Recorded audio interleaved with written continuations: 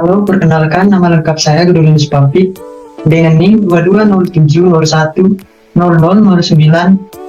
Di sini saya akan menjelaskan salah satu penyakit kronis yang dapat menyebabkan kematian di dunia. Penyakit yang saya jelaskan adalah penyakit hipertensi. Nah, teman-teman tentu bertanya, kira-kira hipertensi itu apa sih? Nah, hipertensi itu adalah tekanan darah tinggi yang melebihi batas normal.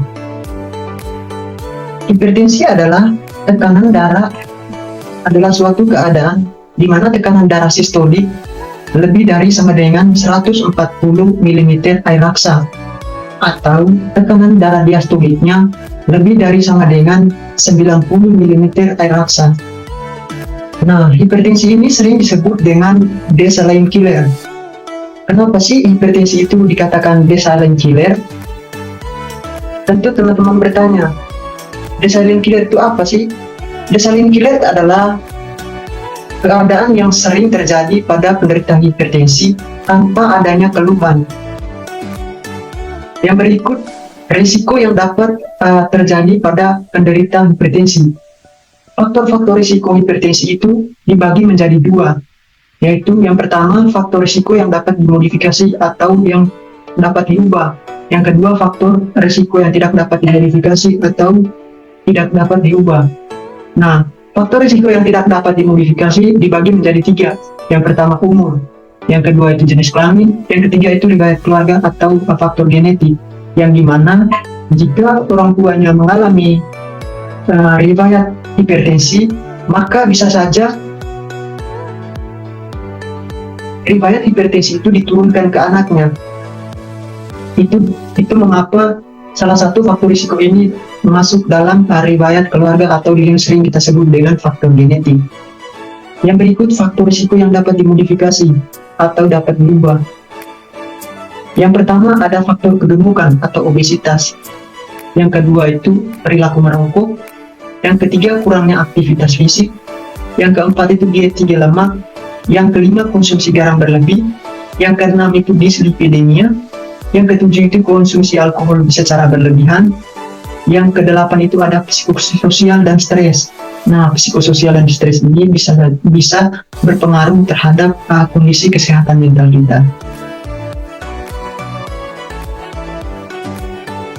Nah, menurut data kesehatan Kementerian Republik Indonesia dan Gerakan Masyarakat Sehat, perlu adanya atur pola makan dengan yang pertama, batasi konsumsi gula. Minimalnya itu kurang dari 50 gram atau 4 sendok makan per hari. Nah, yang kedua itu batasi konsumsi garam. Minimalnya itu kurang dari 5 gram atau 1 sendok teh per hari.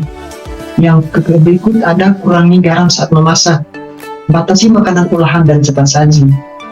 Yang berikut atur pola makan dengan protein dan lemak, dengan membatasi daging yang berlemak dan minyak goreng kurang dari 5 sendok makan per hari. Dianjurkan untuk makan ikan sedikitnya 3 kali per minggu. Yang berikut buah-buahan dan sayur-sayuran. Buah-buahan dan sayur-sayuran ini menjadi kebutuhan yang sangat penting bagi tubuh, yaitu sebagai penyandang vitamin C paling tinggi. Nah, dianjurkan bahwa perlu mengonsumsi buah-buahan dan sayuran itu minimal 5 porsi atau setara dengan 400 sampai 500 gram buah-buahan. Dan sayuran per hari itu minimal 1 porsi atau setara dengan 1 buah jeruk, apel, mangga, ataupun pisang. Dan juga 3 sendok makan sayur yang sudah dimasak. Nah, ini adalah beberapa tips untuk mengontrol hipertensi. Nah, hipertensi ini perlu untuk dikontrol lebih lanjut. Kira-kira apa saja sih untuk mengetahui cara mengontrol hipertensi? Yang pertama, Anda perlu mengetahui tekanan darah Anda. Kalau tekanan darah Anda itu berada di atas darah normal atau melebihi 120/80 mm air raksa, maka Anda itu dikatakan dengan menderita risiko hipertensi. Nah, yang kedua itu kontrol tekanan darah Anda secara teratur. Anda perlu melakukan kontrol tekanan darah itu di wilayah atau di bidang kesehatan, seperti melakukan kontrol ke rumah sakit ataupun dengan dokter pribadi. Nah, yang ketiga itu tekanan darah tinggi sering tanpa gejala. Penderita hipertensi sering mengalami yang namanya gejala tanpa adanya gejala. Yang berikut, tekanan darah yang tidak terkontrol akan menimbulkan komplikasi. Nah, kalau kita tidak mengetahui tekanan darah kita, maka itu akan menimbulkan komplikasi yang lebih lanjut. Nah, tips mengontrol yang kelima itu, pastikan ketersediaan obat di rumah. Yang keenam, obat itu penting untuk menjaga tekanan darah Anda itu berada di ambang normal. Nah, yang ketujuh, minum obat secara teratur dan sesuai dengan anjuran yang diberikan oleh dokter. Yang kedelapan, ketahui bahwa efek samping obat yang Anda minum. Nah, yang kesembilan, berhati-hati menggunakan obat bebas. Ini perlu menjadi pusat perhatian Anda bahwa ketika menggunakan obat itu harus sesuai dengan resep atau anjuran yang diberikan oleh dokter. Nah, teman-teman bertanya, kira-kira setelah terjadinya itu, apa sih komplikasi yang dialami oleh penderita hipertensi?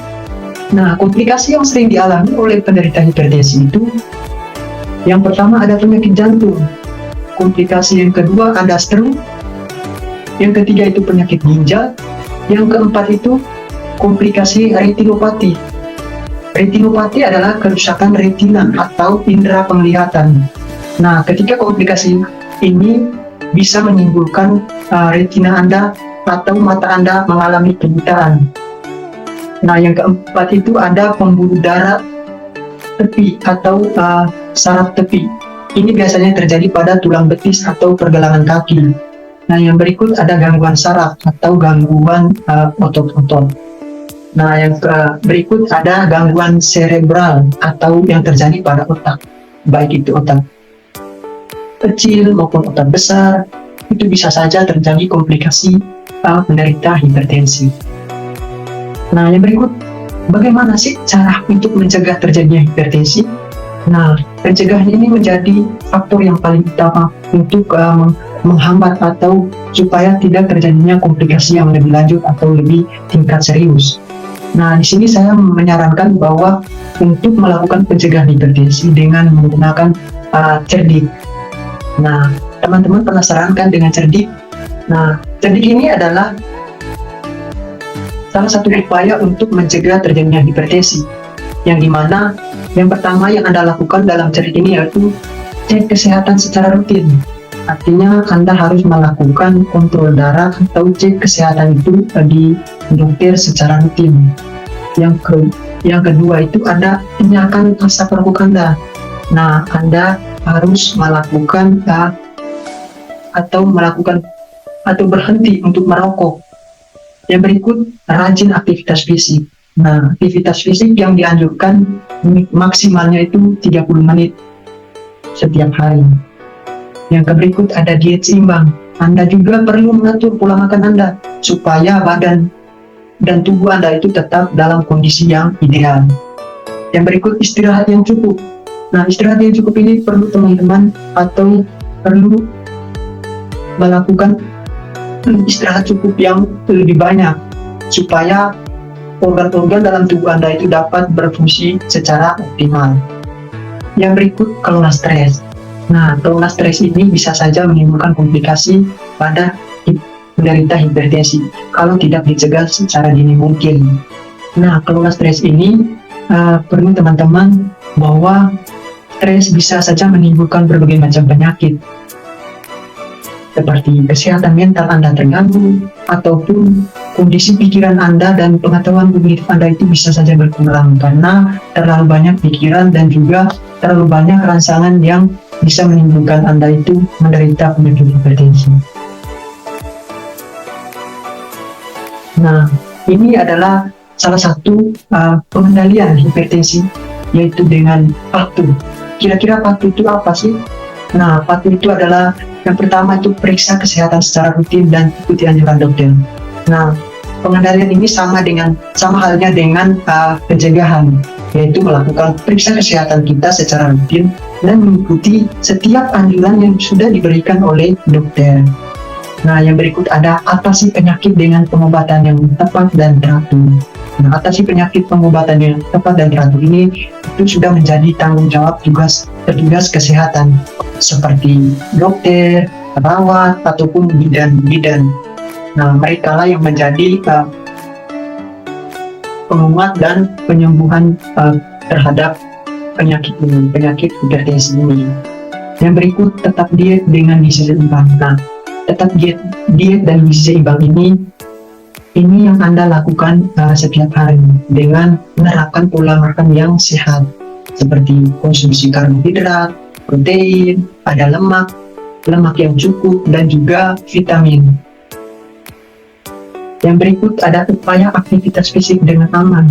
Nah, aktivitas yang Anda lakukan itu minimal sehari itu 30 menit, itu dengan melakukan olahraga, berlari, ataupun melakukan aktivitas fisik lainnya. Nah, yang berikutnya ada hindari asap rokok, alkohol, dan juga zat karsinogenik lainnya. Nah, teman-teman perlu menghindari asap yang namanya asap rokok, supaya paru-paru dan jantung Anda itu bekerja sesuai dengan optimal. Nah, hindari juga alkohol, minuman keras, seperti boba, dan lain sebagainya, supaya organ-organ atau fungsi-fungsi dari organ-organ tersebut bisa saja menimbulkan berbagai macam penyakit kalau Anda sering mengalami atau sering meminum minuman yang banyak mengandung gula. Oke, baik teman-teman, itu saja sedikit video edukasi kesehatan yang dapat saya sampaikan terkait dengan penyakit hipertensi. Semoga video ini dapat bermanfaat dan juga menambah wawasan dari teman-teman sekalian. Dan juga akhir kata saya mengucapkan terima kasih kepada teman-teman yang sudah menonton dan semoga bermanfaat.